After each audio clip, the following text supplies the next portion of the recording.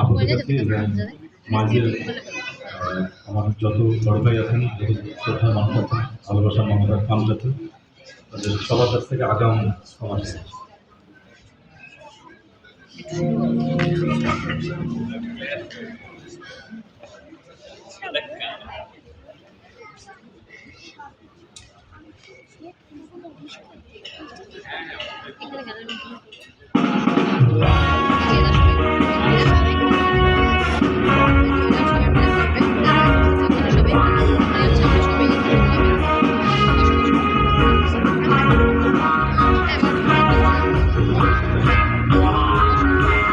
শেষ বিকেলের আলো